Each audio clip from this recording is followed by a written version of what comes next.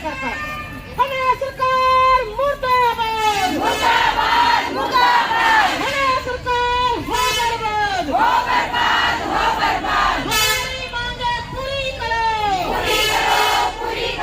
नहीं देते तेरी घुड़की से खींच लेंगे कुर्सी से हम भारत की नारी है खून नहीं चिंगारी है क्या मांगे मजदूर किसान रोटी कपड़ा और मकान रोजी रोटी दे न सके तो वो सरकार निकम्मी है जो सरकार निकम्मी है वो सरकार बदलनी है हरियाणा सरकार मुर्दाबाद मुर्दाबाद मुर्दाबाद सीएम पीएम मुर्दाबाद मुर्दाबाद मुर्दाबाद हरियाणा सरकार होश में आओ होश में आओ होश में आके बात करो बात करो बात तो तुमको करनी होगी वरना करनी होगी वादा खिलाफी नहीं चलेगी झूठे वादे नहीं चलेंगे नहीं डरते तेरी घुड़की से खींच लेंगे कुर्सी से आवाम पे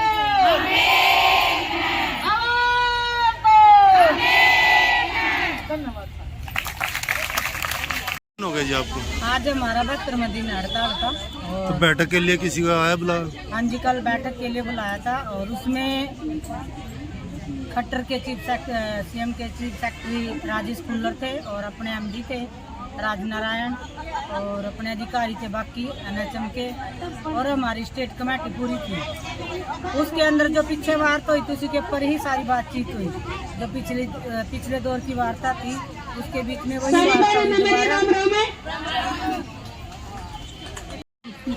दोबारा वही वार्ता हुई। उसके ऊपर यानी कि हमारी जो हम कह रहे हैं कि हमारी जो जीत की तरफ ही पैर आगे यूनियन के जो हड़ताल के दौरान, तो सरकार जल्दी ही कुछ न कुछ करेगी। इसके बीच में सरकार ने 1 हफ्ते का टाइम और मांगा है, ये 3 दिन का समय दो, हमें 1 हफ्ते का नहीं तो अब तो महिला आरक्षण बिल भी पास हो चुका है जी?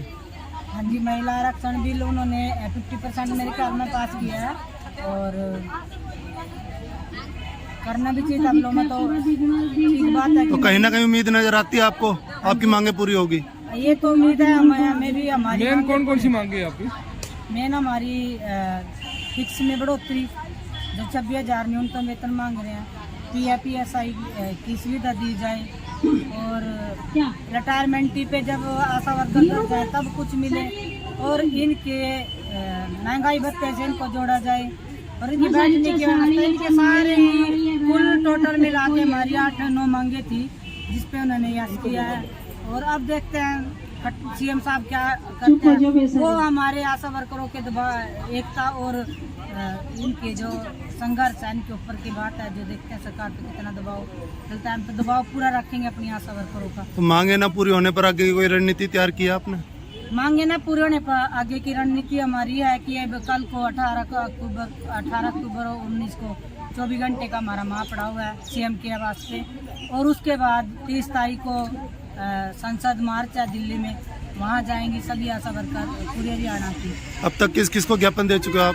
अब तक हम पूरी जो अपने बीजेपी के जितने भी कार्यकर्ता, MP MLA, सांसद या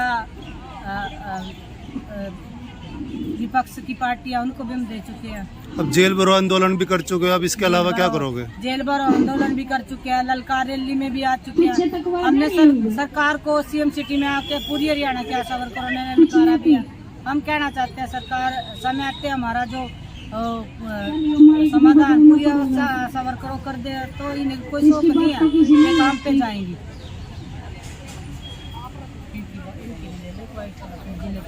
क्या होगा?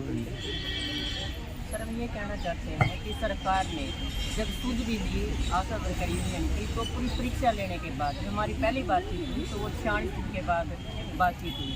हम आपके चैनल के माध्यम से मुख्यमंत्री और स्वास्थ्य मंत्री को कहना चाहते हैं कि अगर आप ये सोचते हो कि इस आंदोलन को लंबा चलाएंगे तो ये आंदोलन टूट जाएगा, ऐसा ये आशा वर्कर यूनियन हरियाणा पूरा परेशान होकर, शौक में नहीं बल्कि परेशान होकर लगातार अपने मांगों का मांग पत्र देकर बार बार अधिकारियों के माध्यम से या हरियाणा का 90 विधानसभा में ऐसा मंत्री कोई पक्ष और विपक्ष का, या ललकार रैली की बात हो, या जेल भरो आंदोलन की बात हो, या 2 दिन का जो वहाँ पड़ा हुआ उसकी बात हो, उसकी बारी सरकार को जगाने के लिए आशा वर्कर ने हर वो काम किया। लेकिन सरकार की जो कल बातचीत हुई हमारे डेलीगेशन से, वो हम फिर भी उम्मीद करेंगे मुख्यमंत्री से, स्वास्थ्य मंत्री से कि वो हमारे लिए कुछ अच्छा करेंगे। लेकिन फिर भी अगर उनके मन में डाउट है, इन बहनों को मन में किसी भी प्रकार की वो शंका रखते हैं, इस आंदोलन को फेल कर दिया जाएगा, ये आंदोलन जीत की कगार पर है और ये जीत के ही हम वापस जाएंगे। दूसरा, हम हरियाणा के मुख्यमंत्री को ये भी कहना चाहते हैं, आप इन आशाओं को प्रति हट धर्मता दिखा रहे हो। अगर आपने हट धर्मता दिखानी है तो बेनिफिशरी के लिए व्यवस्था कीजिए। जो बेनिफिशरी परेशान है, जो लगातार सरकार को जिसकी सूद लेनी चाहिए, 80% आशा वर्कर हम ये कहेंगे कि हमारी गरीब तबके से आती है। कुछ परसेंट ऐसी आशा वर्कर हैं जो इस टाइम परेशान नहीं है, लेकिन 90% ऐसे वर्कर है जो जिसका काम इसी आशा वर्कर के काम पे चल रहा है। अगर आपको कोई अटधर्मता दिखानी है तो मेडिकल कॉलेज खोलिए, मेडिकल कॉलेज खोल दिए, उनमें डॉक्टरों की व्यवस्था कीजिए, उसमें दवाइयों की व्यवस्था कीजिए, अपनी जो एनर्जी वहाँ लगाइए। इन महिलाओं को परेशान करके जो आप काम कर रहे हो वो एक मुख्यमंत्री के लिए और स्वास्थ्य मंत्री के लिए निंदनीय है। फिर भी डेलीगेशन से जो बात हुई हम उसको पॉजिटिव रूप में देखते हैं और मुख्यमंत्री के बारे में हम सोचते हैं कि वो जल्दी हमारे मांग मुद्दों कहीं ना कहीं उम्मीद नजर आती है आपको? बिल्कुल उम्मीद नजर आती है, क्योंकि कल हम कैथल में भी हरियाणा के मुख्यमंत्री ने कहा है कि आपका डेलीगेशन बात कर रहा है, जल्दी आपके लिए अच्छा करेंगे। वो अच्छा क्या होगा वो गर्व में ही है, क्योंकि पीछे भी जब हमारे डेलीगेशन से बात हुई तो सिर्फ 8 दिन का समय हमें दिया गया था कि 8 दिन में आपके मांग मुद्दों पर बात करके निपटा दिया जाएगा। और कम से कम 21-22 दिन के बाद मुख्यमंत्री ने दोबारा डेलीगेशन से बात की। हम नहीं चाहते कि इसको मुख्यमंत्री अब की बार फिर 2-4 दिन का टाइम देकर उसको इतना लंबा खींचे। हम अपने काम पे वापसी जाना भी चाहते हैं, लेकिन सम्मान के साथ जाना चाहते हैं और सम्मान के साथ ही जाएंगे, चाहे मुख्यमंत्री आज भेज दे या 2 मंथ बाद भेज दे। पर जिन लोगों को आपकी जरूरत है जी, वे लोग अपना कार्य कैसे कर रहे होंगे? आप तो हड़ताल पे बैठे हैं जी। कार्य तो जैसे कि बीच में अलबंडाचोल का प्रोग्राम आया, वो एक भी गोली नहीं दी। क्या मुख्यमंत्री उस प्रोग्राम को दोबारा 6 महीने पीछे लेके जा सकते हैं? जो डिलीवरी होम डिलीवरी होगी क्या उसको दोबारा इंस्टीट्यूट करवा सकते हैं? जो बेनिफिशरी हमारे परेशान हैं, जो टीकाकरण हमारा छूट गया है, जो डिले हो गया, जो 1.5 महीने पर लगना था वो 2.5 महीने पर चला गया, क्या मुख्यमंत्री उसको दोबारा 1.5 महीने पे कर सकते हैं? नहीं कर पाएंगे। पब्लिक परेशान हुई है, लेकिन फिर भी हम पॉजिटिव हैं ताकि उन सुविधाओं को हम बेहतर तरीके से। आम जनता को भी नुकसान भुगतना पड़ रहा है इस चीज का? आम जनता का तो बहुत ज्यादा परेशान है। जब हरियाणा के मुख्यमंत्री को कुर्सी दी गई थी तो उनकी जिम्मेदारी ये भी थी कि आम पब्लिक की वो सुध सबसे पहले लेंगे, और इन महिलाओं के साथ साथ आम पब्लिक के बारे में तो मुख्यमंत्री ने सोचा ही नहीं। वो तो एक हट धर्म का दिखा रहे हैं कि ये तो आशा वर्कर हैं, ये डरा धमका के वापसी चले जाएंगे, चाहे पुलिस का सहारा ले लीजिए या किसी भी प्रकार का आप जनता तंत्र जो आपने लगाना वो लगा लीजिए, ये वापसी तभी जाएंगी।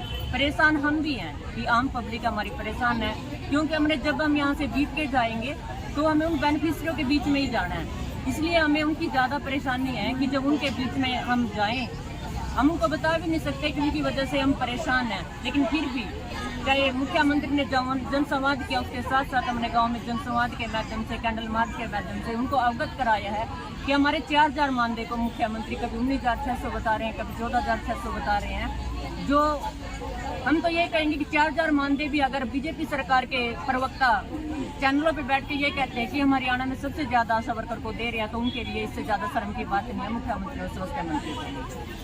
क्या नाम है आपको? कविता आशा वर्कर कहना चाहिए? महाराज गण आज 72वें दिन में प्रवेश कर चुका है और इस दौरान जो है 4 दौर की वार्ता हमारी प्रतिनिधिमंडल के साथ सरकार की हो चुकी है और अब तक भी नतीजे पे नहीं पहुंचे। हम अपने माननीय मुख्यमंत्री जी को अपने मंच के माध्यम से चेताना चाहते हैं कि जब तक आशा वर्करों की समस्याओं का समाधान नहीं करते तब तक ये आंदोलन जारी रहेगा। और अभी हमारा कल 18 और 19 तारीख को सभी विधायकों के निवास पे पड़ाव है पूरे हरियाणा के अंदर। या तो सरकार जल्दी से जल्दी समाधान करे हमारे सभी मुद्दों पे, और नहीं तो फिर हम जो अपने देश के प्रधानमंत्री जी या माननीय नरेंद्र मोदी जी उनके दिल्ली में कूच करेंगे पूरे देश की आशा वर्कर, क्योंकि ये कहते हैं कि केंद्र की स्कीम है तो हम केंद्र और राज्य दोनों को ही चेताते हुए हमारा 30 अक्टूबर का जो है अगला आंदोलन दिल्ली का रहेगा और हमारी सभी मांग जायज है। कोई भी हमारी मांग ऐसी नहीं है जो सरकार की पूरी करने की नहीं है। सरकार को सिर्फ पॉलिसी बनानी है। 26,000 रुपये न्यूनतम वेतन सरकार ने खुद ही बोला है कि 4 व्यक्तियों का गुजारा जो है 26,000 रुपये में होता है। तो हम वही मांग करते हैं सरकार से, पक्का कर्मचारी का दर्जा हमारे को दिया जाए, जो हमारी रिटायरमेंट की उम्र है वो 65 साल की जाए और हमारे को जो है PF IAS के कार्ड बनाए जाएं और महंगाई भत्ते के साथ हमारे न्यूनतम वेतन को जोड़ा जाए। और जो है हमारे जितने भी आशा वर्कर और फैसिलिटेटर बहने हैं, इनके जो काम है, जो समस्याएं हैं, उनकी सरकार सुने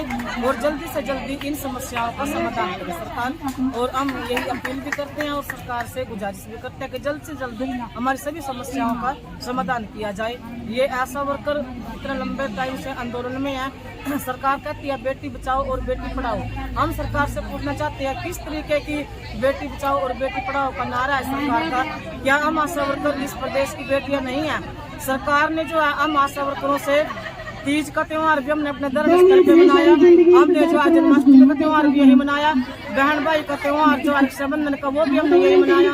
और आज जो है ये सरकार जो हमारे को दशहरा और अपने अगले त्योहार दिवाली तक की भी यही मनवाने के लिए राजी है। तो कोई बात नहीं, हम अपना त्योहार यही मनाएंगे जब तक वापस नहीं होंगे, जब तक हमारी मांग मुद्दे पूरे नहीं होंगे। मेरा नाम रोशनी देवी, राज्य कार्यकारिणी मेंबर और जिला शासक।